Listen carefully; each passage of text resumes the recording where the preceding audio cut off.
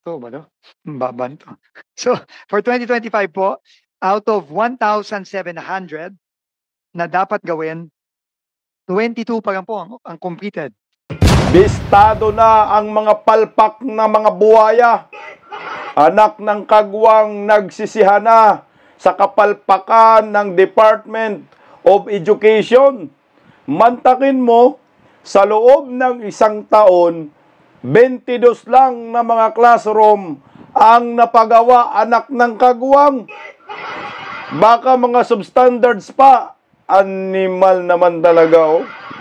Grabe naman kababuyan tong iwi. Hoy, mag-resign ka ng uplok ka. Napangiwi na lang si Vince Dizon kagahapon sa Senate hearing patungkol sa Department of Education budget hearing dahil lumalabas sa katanungan ng isang senador na itago na lang natin sa pangalang Bambino. Aba, naugag. 22 lang ang natapos. Anak ng kagwang, nabisi sa pagnanakaw eh. Kaya ang resulta, lahat na lang ng pondo ng bayan na nakikita, binabakyum ng mga buhaya. Grabe na talaga itong iwim. At pag-usapan rin po natin itong tungkol sa mga birada ni Senator Bongo. Pagtanggol po natin itong ating kakampi kasi wala na pong wala na po tayong matitinong mga politician sa Mindanao. Kundi itong mga Duterte na lang at si Senator Bongo. Alam naman ho natin na malakas si Senator Bongo sa bayan. Kaya hito, yung asong olol, kahol ng kahol na naman.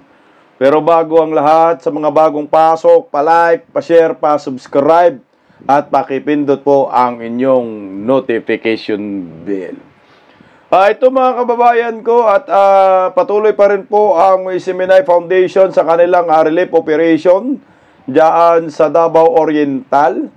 At sa mga gusto pong tumulong, wag po kayong mag-atawbiling magbigay kahit kaunti lamang. Yan ay para sa bayan at siguradong makapunta po yan sa totoong mga benepisyaryo sa mga nasalanta ng lindol. Hindi po tinitipid ang tulong. Ito, panoorin po muna natin mga kabistak itong kaunting video para patunay na ang SMNI Foundation ay tumutulong ho talaga. 40 years na nila ito ginawa. Narito po. Ayan, nandyan si Kapiil. O malapit, parating na ang tulong mula sa SMNI Foundation. Pagbibigay tayo ng mabigat na pasanin sa kanila bukas. Grabe, napakadaming blessings talaga na dumating para to sa ating mga kababayan dito sa Manay, Davao Oriental. Hindi ko inaakala na ganito karami, pero napakarami, hindi pa ito yun. Meron pang 2 bus at meron pang 3 truck na kasama natin ngayon na mga mga relief na ipamimigay natin sa mga kababayan natin. Grabe talaga. Dami. Isa pa, isa. Sako-sako, oh. Ganito ang uri ng tulong, no, sa SMNI Foundation Bayanihan. Kung nandito lang si Pastor. Talagang tutulong yun sa pag-arrange at pagbubuhat ng mga ayudang ibibigay natin sa mga biktima ng lindol. Pambinira naman po SMNI, mabigat na yung problema rito, mas mabigat pa yung namimigay. Ito no, sampal ito sa mga kurap sa gobyerno. Pwede pa lang gawin ganito ang pagbibigay ng tulong. Posible ito pag walang corruption. Maraming salamat sa mga donors, sponsors sa SMNI Foundation Incorporated, sa KOJC, sa buong Pilipinas, buong salita, mga OFW workers, especially po sa Polo City Buloy. At dito po tayo ngayon, no, hinahanda natin sa gabing ito para bukas po, no, tulong para sa mga biktima na silanta po ng lindol dito po sa Davao area. Spread love.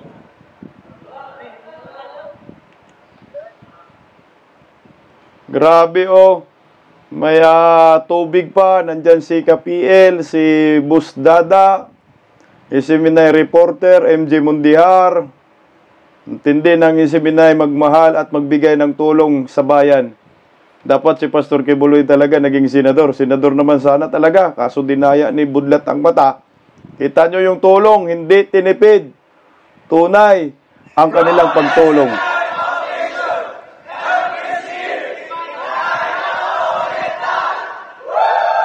Ayan na ho. Kasalukuyan po namimigay ng tulong ngayon ang Isiminay Foundation sa Davao Oriental, sako-sakong bigas. Sa mga gusto pong humabol pa dahil tuloy-tuloy po ang pagtulong ng Isiminay Foundation. Dahil marami pa pong nasalanta, nandyan po yung kanilang mga numero sa inyong mga ice cream.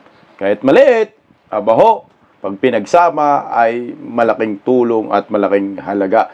Maraming salamat sa sinseridad sa Isiminay Foundation, ng Isiminay Foundation Incorporated. Maraming salamat po sa mga sponsors, yan ang tunay na nagmamahal sa bayan. Samantala, itong mga nasa gobyerno, anak ng kagwang, ang ginagawa ay pangungurakot at pangungulibat sa kaba ng bayan. Kung sino pa ho, yung hindi opisyal ng gobyerno, sila pa po ang nakatulong sa tunay ng mga nangangailangan. O ito po mga kabistak, pag-usapan agad natin itong kabulastugan, anak ng kagwang, mga hinayupa kayo. Kabulastugan ni Bongbong Marcos dyan sa DepEd, kasama itong si Angara na sobrang palpak-lagapak. Napakawalang kwentang gobyerno, pati pangarap ng mga kabataan sa ating bansa na sinimula po nating hinuhulma sa silid-aralan, sa mga paaralan, inagaw na ho ng mga buhaya. Grabe na po ito. Walang kapatawaran itong ginawa ni Bongbong Marcos sa ating bansa. Grabe na. Imposible na ho ang taong bayan ay hindi pa rin po magrereklamo sa kagaguhan ng gobyernong ito na panay pagnanakaw lamang sa kaba ng bayan. Animal, sana po'y tamaan kayo ng kidlat, mga hinayupa kayo. Pati ba naman itong classroom? Kinukurakot, may ghost projects din yan, ghost classroom. Mantakin mo ha. Sa loob po ng isang taon, taong 2025 ngayon, kasalukuyan. 22 classrooms lang ang napagawa ng Marcos admin, anak ng kagwang. Hindi ba ho kayo nahiya sa mga balat buhaya ho ninyo? Mga sarap ninyo talaga pagsampalin. Pakinggan po natin dahil nabisto po ito, no? Nabisto po ito sa Senate hearing. Natanong ni Bambino, ni Boy Pagpag, itong si DPWH Secretary Vince Dizon, na namuti ng buhok lahat dahil sa stress, dahil sa sobrang pagkawatan, nakawan, dito sa gobyernong Marcos dyan sa DPWH. Ba't tinanggap mo? Tapos kasama ka pa sa paninira kay Senator Bongo at kay former President Duterte, anak ka ng kagwang Vince. O eto, napangiwi siya, hindi siya makapaniwala. Okay, let me go to classrooms. Mm-hmm. Ilan na po ang nagawang classroom ng DPWH for 2025? At ilan po yung projected na magagawa po ninyo for 2025? Mr. Chairman, let me just get the information. For 2025 po, Diba? Ang taas pa na ng confident ni, ni Dizon, hindi niya alam, no?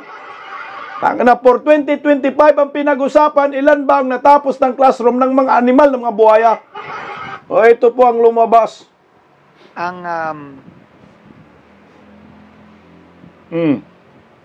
Ano na? ito ba to? Baban to. O, putsangin na. Totoo ba to? Ang baba nito. Tangina, totoo yan. Dahil yung amo mo, buhaya. Mga kurakot, ang baba nito. Tangina, napababaan siya, ha? Kasi nga malayo naman talaga sa panahon ni Digong yang anak ng kagwang mo, napangisi ka, napangiwi. So, for 2025 po, out of 1,700 na dapat gawin, 22 pa lang po ang completed at 882 po ang ongoing. Okay, October na. Seka? Putang ina na yan. 22 pa lang ang nagawa out of ilan? Na 1,000 plus 1,400? Tama ba? Anong klaseng kababalaghan o ito? Ito 1,700. Ang nagawa ay 22 pa lamang daw. Totoo naman, di daw, 22 pa lang. So 1,700 yung target ng mga hinayupak na mga buhaya, anak ng kagwang na to. Sus ko, Ginoo. Tuloy At meron pong 882 na not yet even started. So, it's a very deplorable rate of only 15.43%. Exactly. Diyos So, ko. ito po kasi yung ito yung resulta ng mga issues ho natin with the agency, our issues with flood control. Isipin nyo po, Sec, naging priority ang flood control for the past year, no? As a national infrastructure. If you look at the budget, practically 1/3 ng budget ng DPWH dapat sa flood control. At ngayon tinanggal na yan. Alam natin, maganda po yun. But when you look at our classrooms, 22 completed for 2025, it is not even, you can't even explain that, di ba? Hindi mo yun, even just saying it, sumasakit po yung puso ko na 22 lang po yung nagawang classroom. Ang current classroom backlog ho natin ay 146,000. By 2028, if we continue at this rate, aabot ho tayo ng 200,000. Patay kang bata ka. So, Sec, anong gagawin natin dito? 22 classrooms ang nagawa po ng DPWH, October na po, 2025. We will have to find a way to fast track it. But I think the more important question, Mr. Chairman, is bakit 22 lang ang nagagawa? At yan po ay kailangan nating malaman. At bakit ano ang cost ng delay? Pondo pa?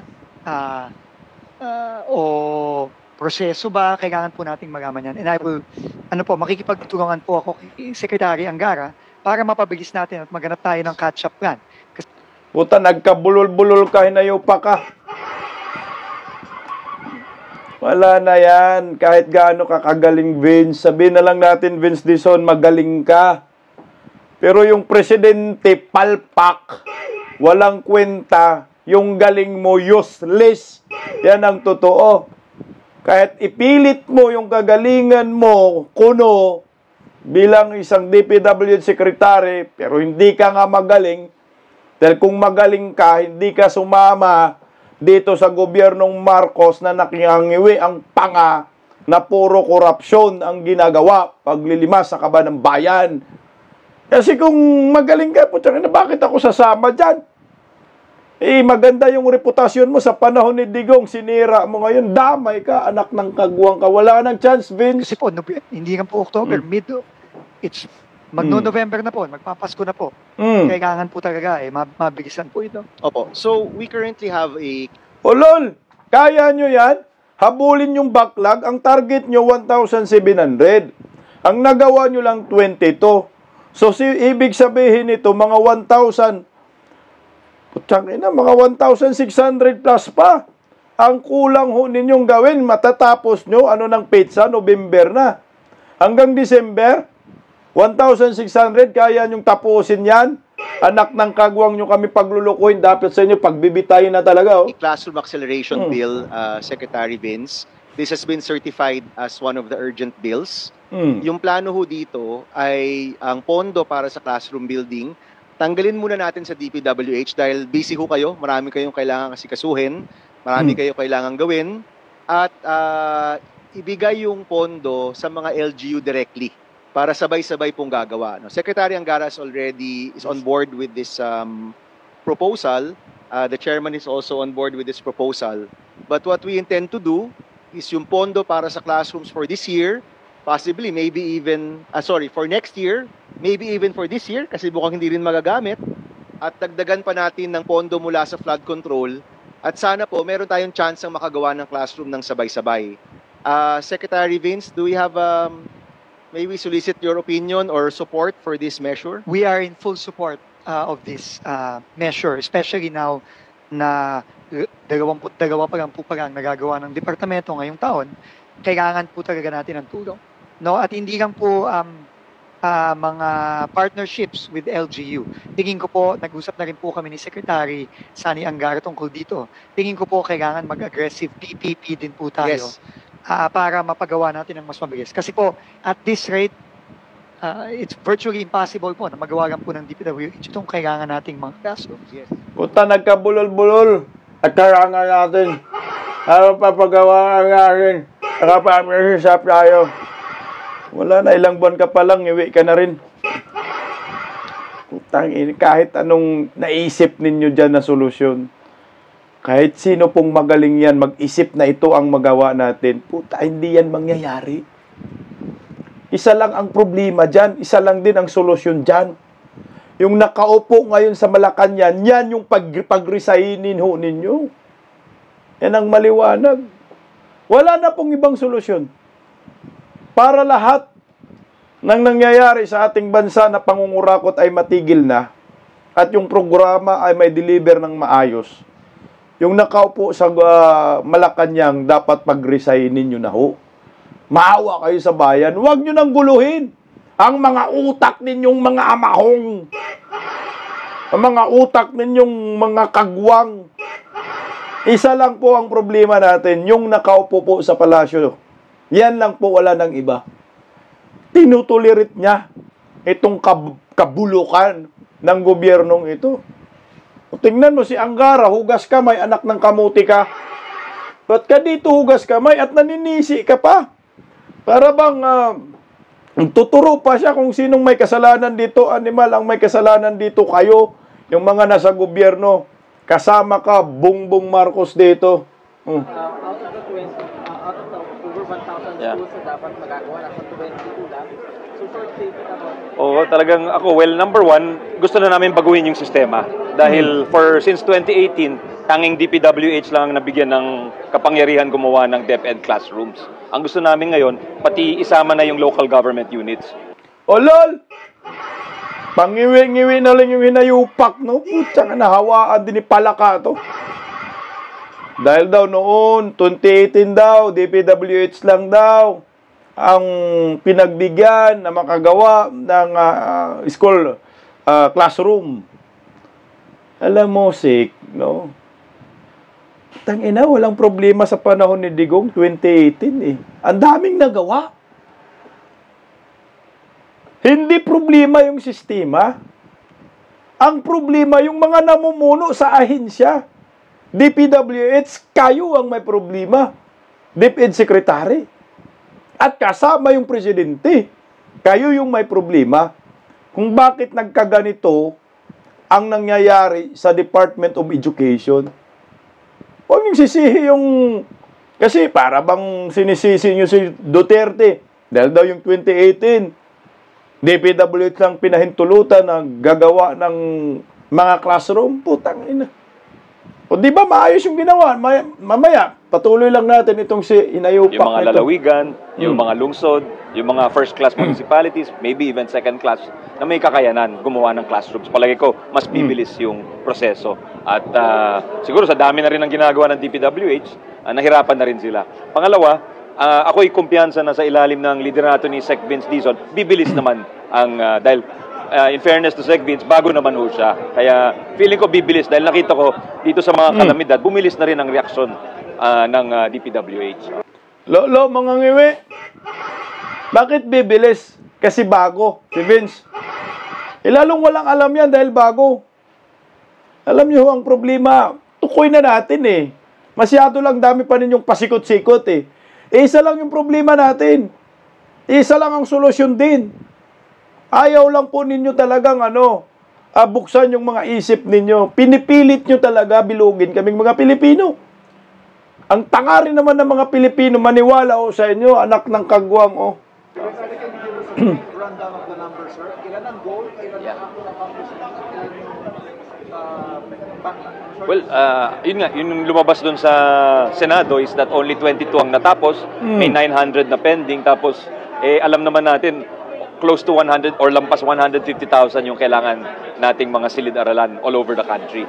So talagang pagka umasa lang tayo sa isang ahensya, hindi natin mamimit yan. So pangatlo rin pala, meron tayong pino-propose na public-private partnerships or PPPs. Doon, nagawa na po yan dati nung panahon ni Brother Armin, nakapagtayo ng 14,000 classrooms.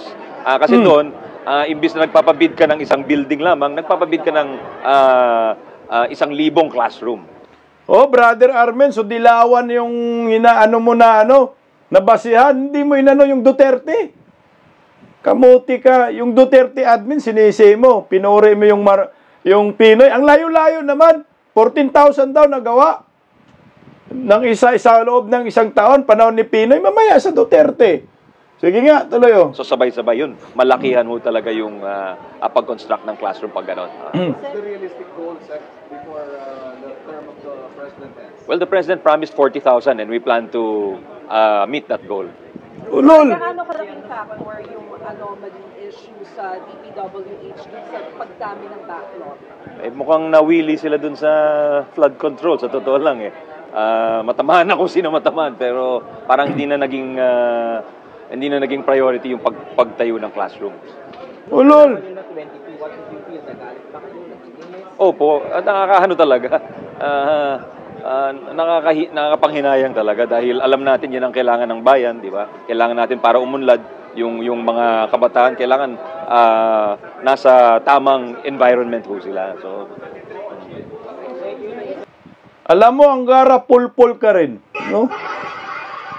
Ba't ka naninisi? Bakit DPWH ang sinisisi mo?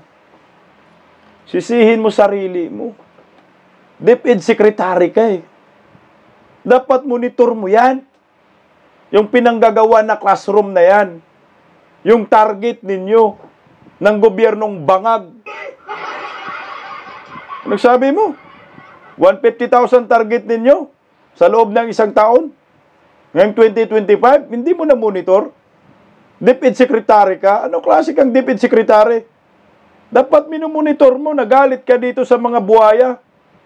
Kung wala kang kickbacks, talagang dapat magalit ka. Kung meron, tahimik ka.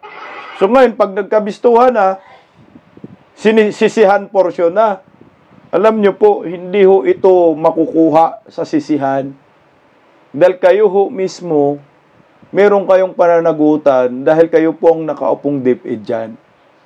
Kung may kurakot dyan, ikanta nyo, kagaya sinasabi ni Vice President Inday Sara. Itong sila Saldico, Martin Romualdez, sila yung may control dyan sa pagpapagawa ng DepEd. Isabi mo rin, sila dapat ang managot. Hindi mo masabi dahil kakampi kayo. Utangin na ginagago ho tayo. Again ha, kung sinasabi niya 2018 daw, baguhin daw yung sistema dahil napunta daw sa DPWH lahat yung mandato na gumawa ng mga buildings. DPWH naman talaga yan. Ang problema nga lang dito, hoy, ahunghang na Secretary Anggara, palpak ang hinayupak yung nakaupo sa Palasyo de Polvoron. Alam nyo, yung ginawa ni former President Duterte, epektibo ho yun. Hindi po depektibo ang sistema. Ang nagka-problema lang ngayon dahil mga kurakot kayo. At yung presidenteng nakaupo, tinutolerate ho nila ang pangungurakot. Hindi po katanggap-tanggap ito, animal, oh. 22 lang na classroom ang nagawa ngayong taong ito. Trilyonis ang budget, animal naman kayo, inagaw nyo yung pangarap ng mga kabataan, lalo na sa pampublikong eskwelahan. Antakin mo, tingnan mo ha. Sabi ni dyan, hanap tayo muna ng source, iyan ni Doc Loren Badoy. Classrooms built in 1 year ha. Si BBM 22 lang. Sa panahon ni Duterte, 23,359. Sa loob ng isang taon, ha? So ngayon, sabihin mo, Anggara, na may diferensya yung sistema. Walang diferensya sa sistema.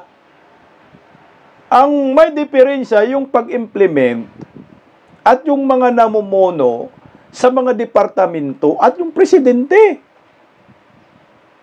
Kayo sa DepEd, may problema kayo, ikaw Anggara.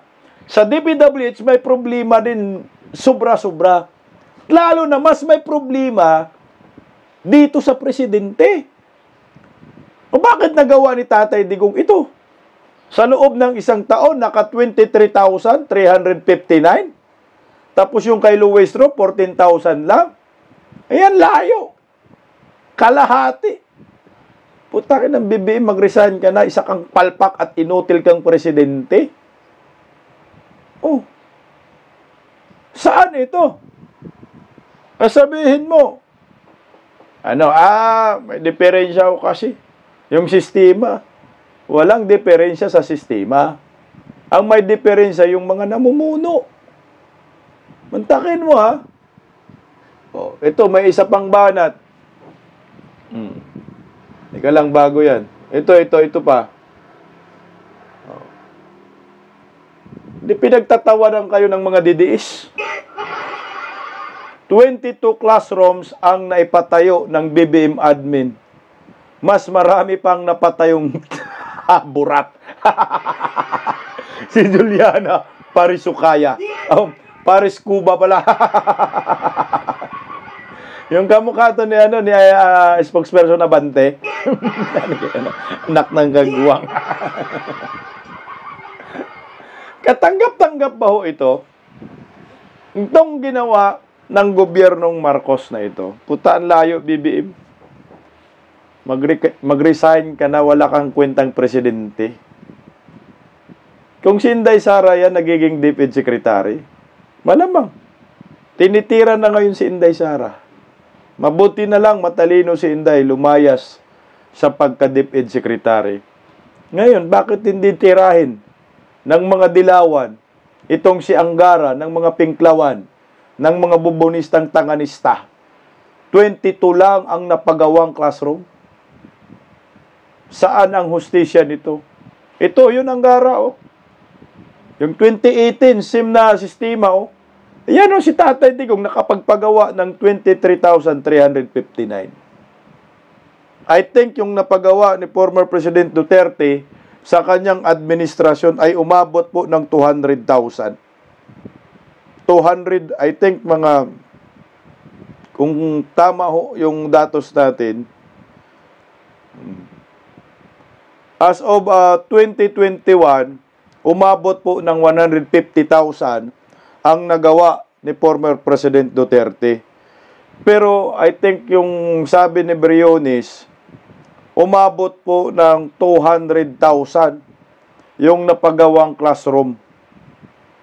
At pagkatapos ng termino ni former President Duterte. Pero itong nakita kong update, 2016 to 2021, September, ay umabot po ng 150,000 ang napagawa ni former President Duterte na classroom. So ano po ang problema doon sa sistema? Walang problema. Ang problema po dito ngayon sa gobyernong Marcos ay mga namumuno.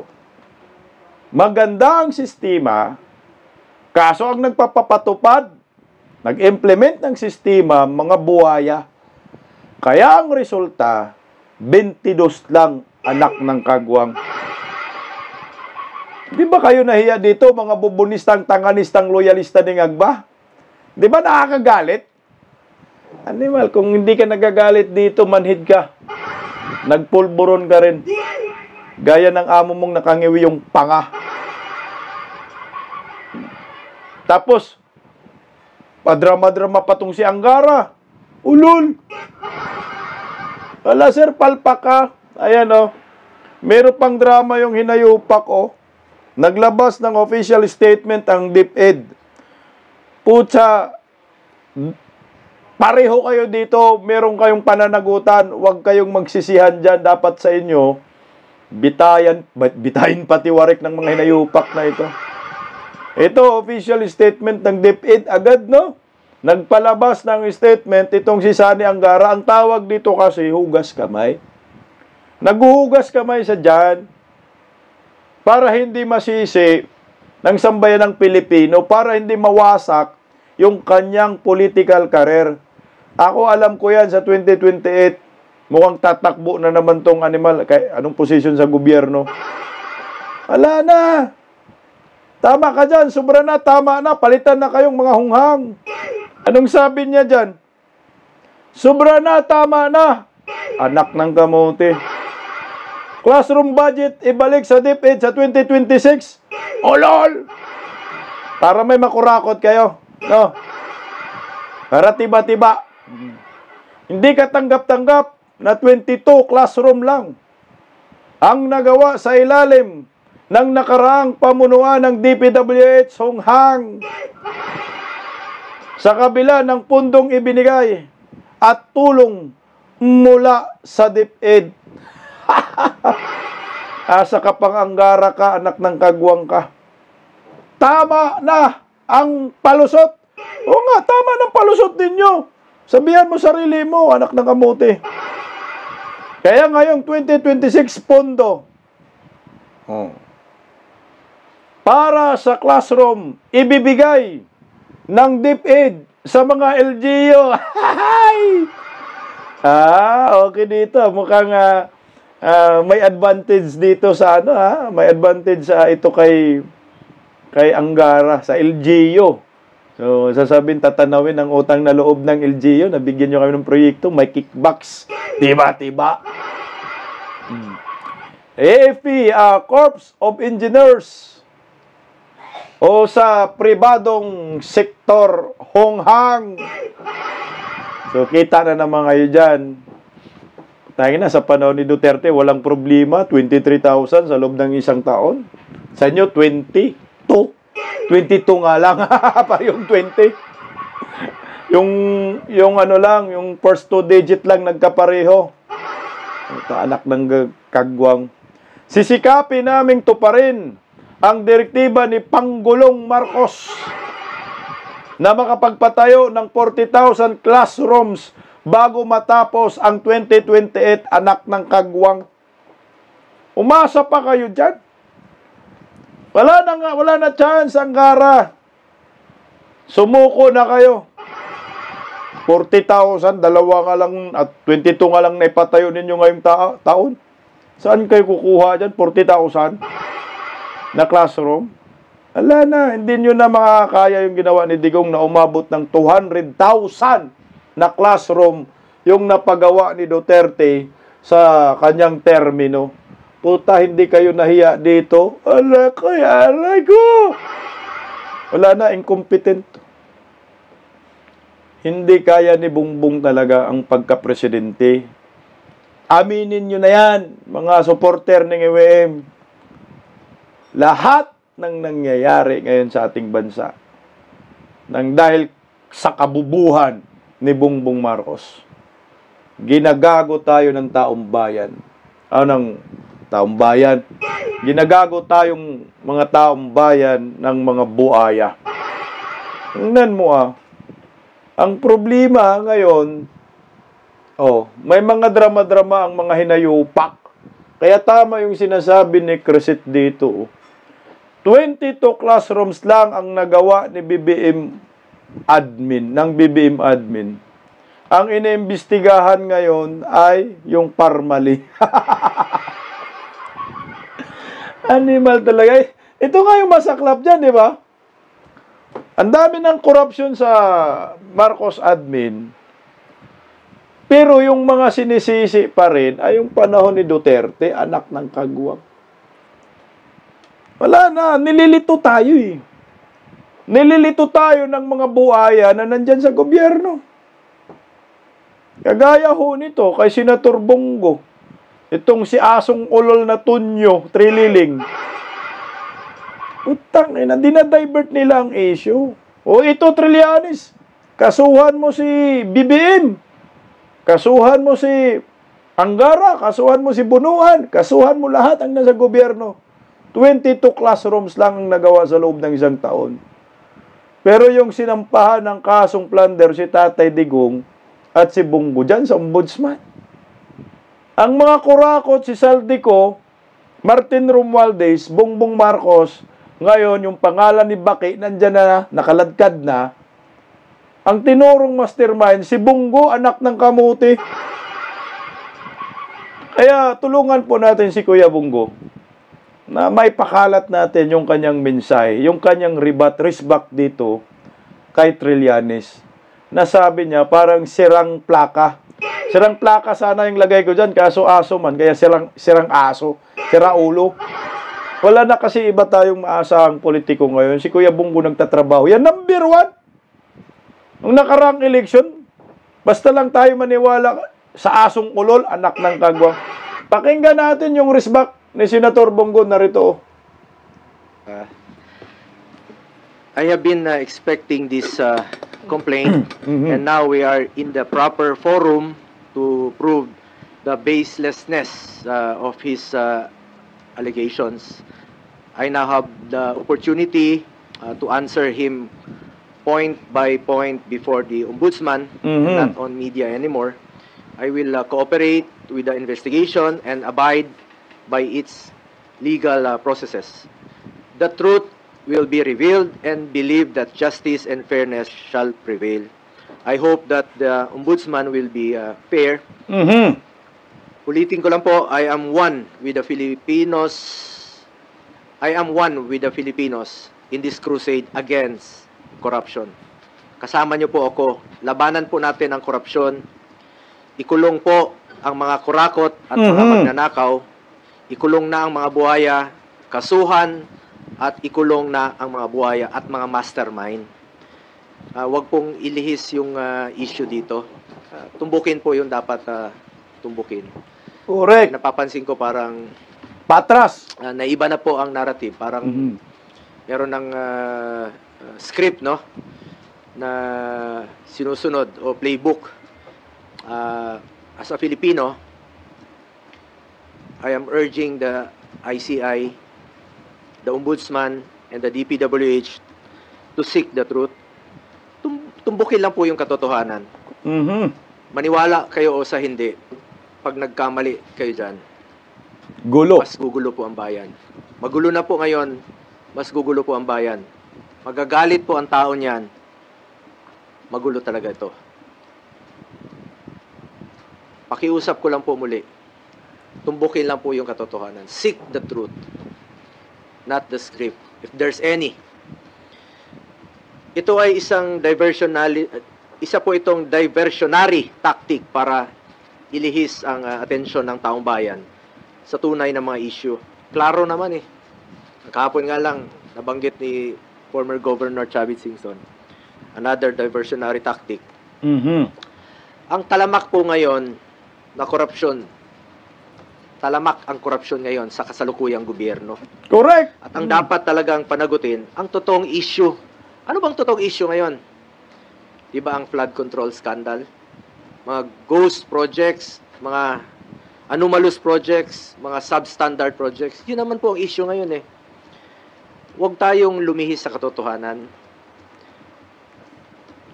Napapansin ko, talagang merong gumugulo eh. Merong nasa likod nito na ginugulo lang po yung katotohanan. Alam mo po yung naalala ko dito kay Senator Chis Escudero. Nasabi niya, huwag tayo magpadala sa script ni Martin Romualdez. Siyempre si Martin Romualdez, wala nang iba siyang makuhang attack dog, kundi si Trillanes. Malamang sa malamang, ang utak talaga nito, si Martin Romualdez, Saldico, at Bungbong. Baka may group chat yung mga hinayupak na yan. Hindi lang, baka mayroon talaga yan. Ang hinire nila, itong attack dog na asong ulol. But I am one with the Filipinos in this crusade and fight against corruption. Kasama niyo po ako rito. Labanan po natin ito. Kulong po natin ang mga kurakot at mga magnanakaw. Kanina naman po, sa final sa amin, ni dating Pangulong Duterte at sa kapamilya ko, to Trillanes, you are barking at the wrong tree. Kung seryoso ka talaga, bakit di mo kasuhan yung mga totoong mga corrupt talaga? Correct. Bakit di mo kasuhan yung mga financials mo? Yung mga contractor, alam mo yun. Kita mo na. Kasuhan mo yung financiers mo, yung mga contractor. So, sino yon? Si Saldico. Siyempre, kasama na yung Saldico at saka si Tambaluslos dyan. Nakailang buwan na tayo dito sa pagdidinig sa Senado. Ilang hearings na po. Lumalabas naman yung totoo. Sino yung mga contractor. Yung talagang may-ari. Sila mismo yung may kontrata. Sila yung mismong kumikita. Sila yung contractor. Sila pa yung congressman. Sila yung habulin mo, Trillanes. Correct. Ayaw mong habulin dahil financer mo nga. Tama yung sinabi ni Senator Bato. Noon na may mga financer ka. Baka nga yung ginamit mong pondong yon sa flood control. Pa sa flood control. Yung pag-imbestiga mo noon kay dating Pangulong Duterte, maaaring galing pa yun sa flood control. Huwag kang malinis dito. Huwag mong ilihis ang totoong issue. Dito lang tayo sa katotohanan. Seek the truth, not the script, not the playbook. Nasa na yung mga dapat kasuhan sa issue ng flood control? Nasa na? Bakit walang mga pinangalanan na malalaking tao? Yung mga buhaya. Ba't pilit yung pinagtatakpan? Yung totoong issue rito, flood control at ghost projects. Nasa na po? Kaya nakikiusap po ako sa ICI, sa Ombudsman, sa DPWH. Kasuhan niyo yung mga malalaking tao. Yung sangkot sa flood control. Yung sangkot dito sa mga ghost projects. Inaantay po ng tao. Pag inilihis niyo po ang katotohanan, magulo po ito. Magulo po ito. Magulo talaga. Wala na. Malala na talaga itong gobyernong Marcos. Tayo na lang yung niloloko. Ewan ko lang kaya kung ang mga Pilipino magpaloko pa rin dito sa black propaganda ni Tambaluslos at ni Saldico at ni Bongbong Marcos. Ito ay diversionary tactics po. Maliwanag pa sa sikat ng araw. At isa po itong lumang tugtugin mula sa lumang script. Recycled na po yung mga issue. Pilit binubuhay para lang pinturahan po ako ng maitim para siya po ang magmukhang maputi. My conscience is clear. Unlike him, panlabas o panloob, pati konsensya niya madumi. Ang layunin niya ay proteksyonan lang po ang kanyang mga financer at mga nasa likod ng black propaganda na ito. Ang dapat kasuhan ay ang mga financiers kasi sila po yung totoong mga buhaya. Hindi po ako magnanakaw. Hindi po ako contractor. Senador po ako na nagsiservisyo lang po sa ating mga kababayang Pilipino. May delikadesa po ako. Yung prinsipyo ko po sa buhay, yan lang po ang pwede kong pangalagaan sa ngayon. Pangalan ko po at hindi ko sasayangin yan. Kesa sayangin natin dito sa walang kwentang paninira, tatrabaho na lang po ako. Serbisyo, pagmamalasakit at sipag po ang pwede kong ialay sa ating mga kababayang Pilipino. Tingnan nyo lang po kung hindi ba recycled ito, rehash. Hindi, bago natin pakita yan, kasi magmukhang sirang plaka talaga itong si Tonyo eh. Alam na kasi ng taong bayan talaga na itong si Trillanes, kung ano-ano lang pinagsasabi. Si Trillanes, walang kredibilidad yan eh. Nagkaroon lang yan ngayon ng kredibilidad dahil kay Bongbong Marcos, yun yung masakit dyan. Kaya huwag kang magkumpiyansa, Senator Bongo, mga Duterte, dito kay Trillanes. Kasi si Trillanes ngayong ginamit niya yung kasangkapan para magsampa ng kaso sa mga Duterte, kakampi ng mga Duterte. Ngayon, pinuruan si Kuya Bongo at Tatay Digong. So, nagmistulang credible at magaling na source itong si Trillanes nang dahil kay Bongbong Marcos administration. Dahil hinire nila yan eh, para lamang dyan. 2018, September of 2018, bago yung halalan, no? Bago pa ako nag-file. Unang tumakbo bilang senador. Nag-ingay na siya noon, siniraan na niya ako. Siya pang senador noon, no? Ako hindi pa, kandidato pa lang. Same issue. Anak Noong ng kamuti. 2021, akala naman niya natatakbo ako. Same issue ulit. Same issue. Nakadalawang ulit na. 2021. Last year, nung ako po'y patakbo muli for re-election, Same issue uli. July 6 of 2024. Same issue, same. Yung suot niya, ngayon, ngayong araw na ito, Yung suot niya pareho lang din. July of 2024, last year po ito. Pang-apat. Yung suot niyang polo, Same din. pareho pa rin ng kulay, yung suot niya ngayon. Tangin na. Animal kang Trillanes. Hindi ka nagpalit. So parang kada banat Kuya Bongo, sa'yo, si Trillanes, yun talaga yung isisuot na Trillanes. Punta nga, paborito ng aso, anak ng kamote. Magpalit ka, Trillanes, para hindi mahalata. Anak ng kagwang. Oh. Rehash pa rin, pati polo niya, rehash pa rin. Ginamit muli. Yun pa rin ang ginamit niyang paninira sa akin. Para siya ang pumuti. Polo na nga siya ng puti para mapumuti, kunwari. Pero yung kanyang hangarin ay maitim. Napaka dumi. Alam nyo,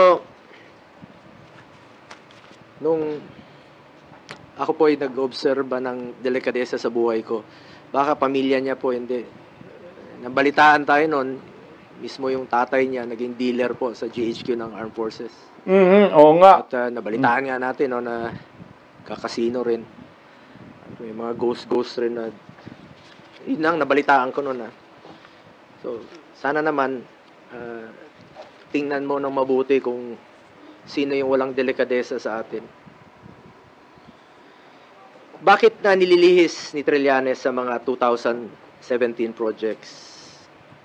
Umabot na siya ng 2007. 17. Sino ba mag-aakalang maging presidente si Pangulong Duterte? 2007, gawin mong issue. 2007. Eh kung negosyante yung pamilya ko noon, mapigilan ko ba silang magnegosyo? Wala pa ako sa mundong ito. 70s pa lang may negosyo na po pamilya ko. Lahat tayo may kamag-anak na negosyante. 1993, may negosyo sila. Wala pa po ako kay Mayor Rodrigo Duterte noon, may negosyo na sila. Pero nung 1998, at isa po sa aking naging kondisyon, nung nagtrabaho po ako kay Mayor Duterte, sabi ko, pag pumasok po ng City Hall, yung kamag-anak ko, I will resign.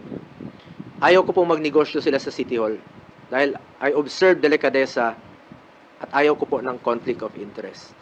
Nung naging presidente siya, 2016, dala-dala ko po ito. Hindi po sila nakakapasok ng Malacanang. Hindi po ako pumapayag. Nakialam ba ako sa negosyo nila? Hindi. Nakinabang ba ako? Hindi. At binigyan ko ba sila ng pabor for government contracts? Hindi po. Because I observed delikadesa at hindi po sila nakakalapit sa akin, hindi ko naman po mapili ang kamag-anak ko. Lahat dinadamay na nga ngayon. Baka sa susunod, lolo ko na idamay nila. Hindi ko po mapili ang kamag-anak ko. Hindi to titigil si Trillanes. Sabi ko nga, taon-taon niyang gagawin yan. Hindi yan titigil hanggat palitan ko siguro ang aking kamag-anak o kunin ng Panginoon ang aking mga kamag-anak. Alam niyo po to si Trillanes, wala naman talagang kredibilidad yan, taong iyan. Walang naman naniniwala dyan. Di ba? Kung may naniniwala kay Trillanes, di sana nananalo siya sa Caloocan. Pagtakbo niya ng mayor, last election, mantakin mo, sariling lugar niya. O hindi siya binoto. Yan ang patunay na itong si Trillanes ay talagang ang trabaho lamang niya ay umatake ng umatake ngayon. Nagkaroon siya ng trabaho under Marcos admin. Nagiging kasangkapan siya para magiging attack dog at kahol ng kahol. Kasi pag tiningnan mo, kung totoo talaga itong si Bongo na merong ginawang kababalaghan at may korupsyon na nangyayari, bakit nung pagkaupo-upo ni Bongbong Marcos, hindi siya agad nagsampa ng kaso? Dahil hindi naman Duterte na, bakit nung 2022, pagkaupo ni Bongbong Marcos, dyan sa Malacanang, bakit hindi siya nagsampa ng kaso? Tapos ngayon, may issue sa flood control, nakakatakot-takot na corruption, trilyonis, ngayon meron naman sa eskwelahan, mga classroom, mga ghost na naman yan, mantakin mo, animal, oh. Napakadami, 1,700 yung target. Anong ginawa ng Marcos admin? 1,700 yung target na classroom ngayon taon, 22 lang nagawa. Dapat ito, Trillanes, yung kasuhan mo. Nasa Marcos admin, bakit napunta sa Duterte admin, anak ng kagwang?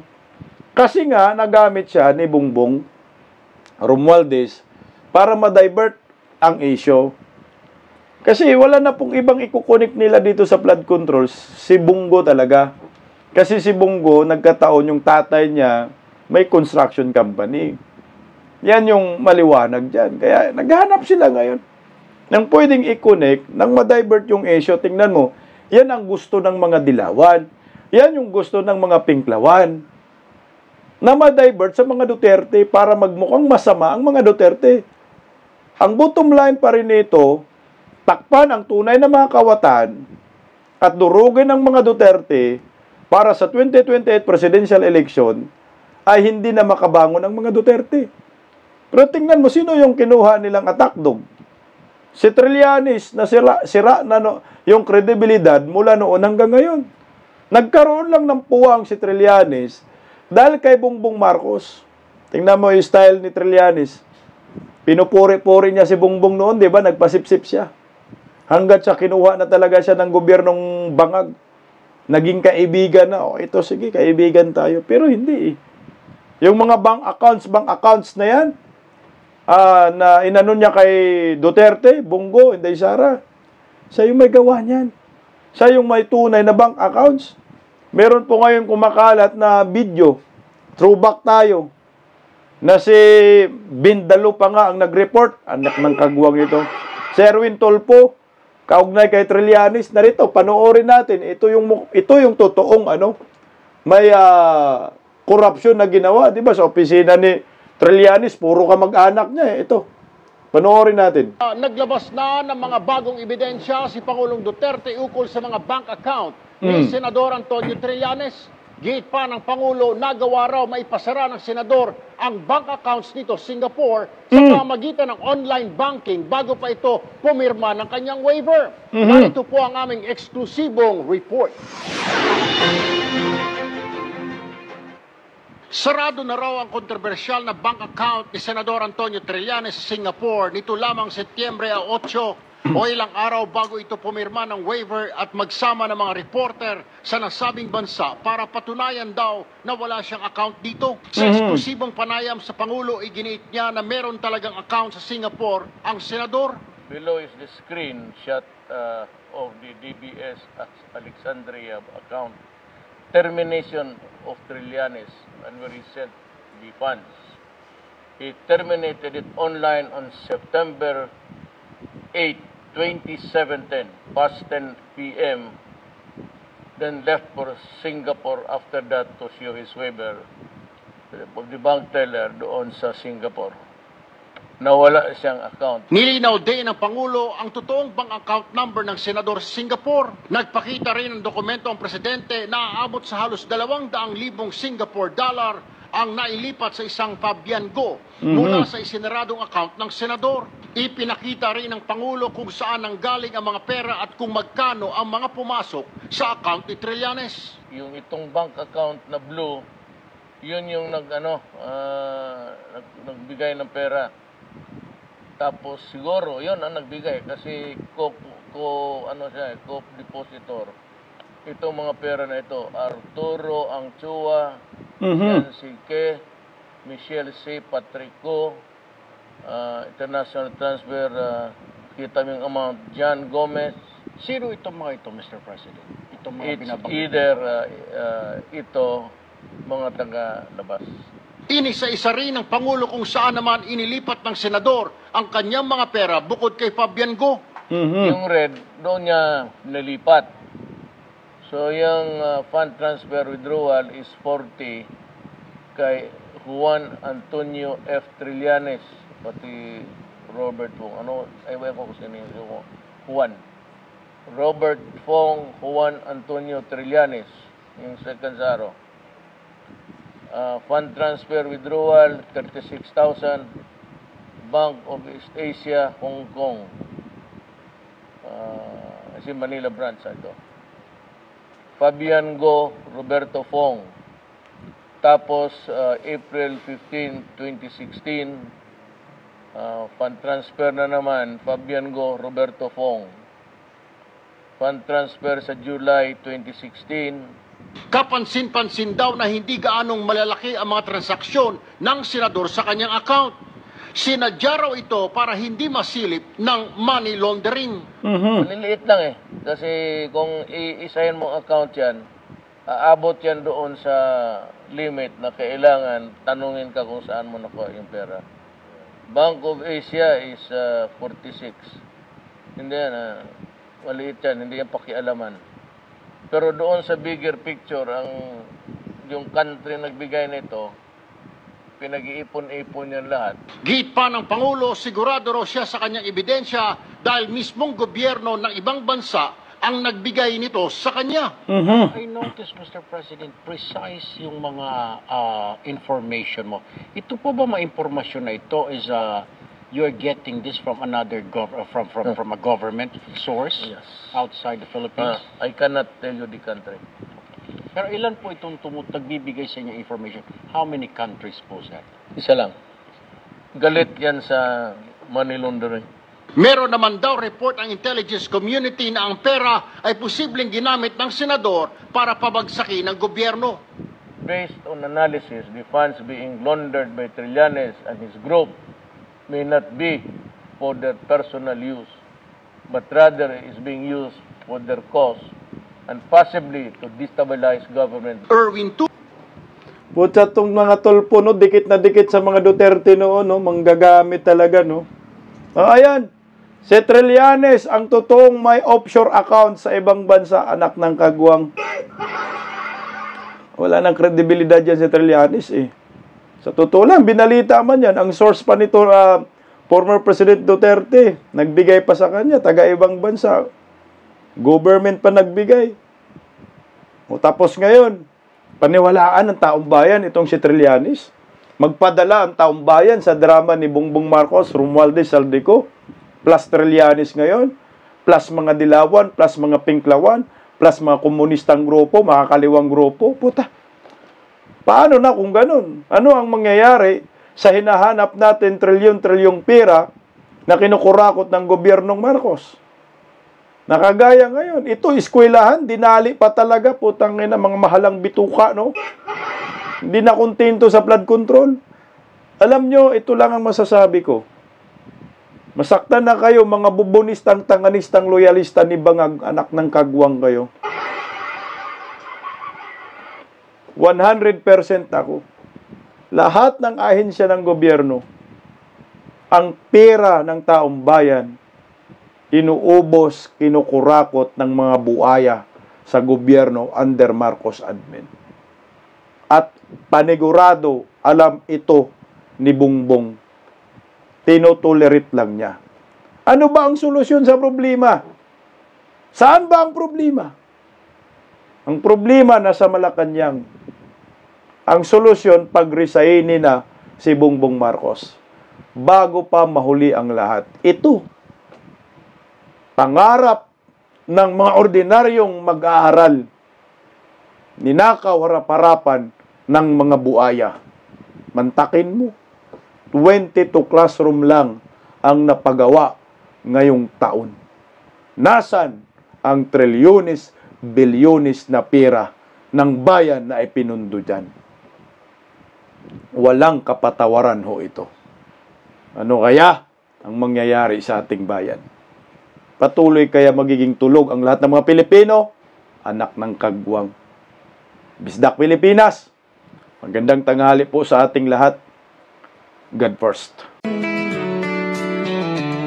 Paggising sa umaga, tanghali at gabi, nakikita ko ang post niya, ang hapdi.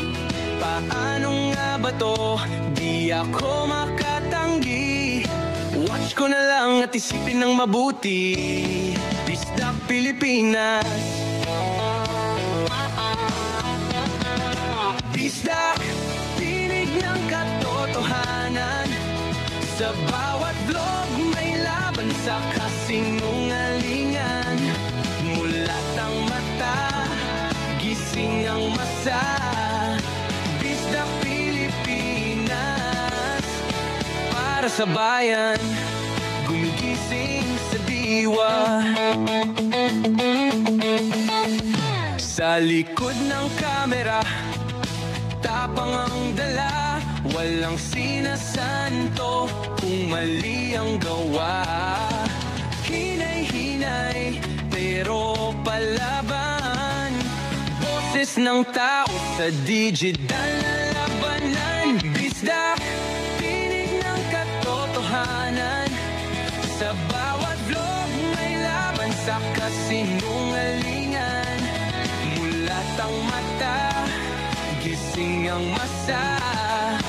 Bisdak Pilipinas. Para sa bayan, gumigising sa diwa.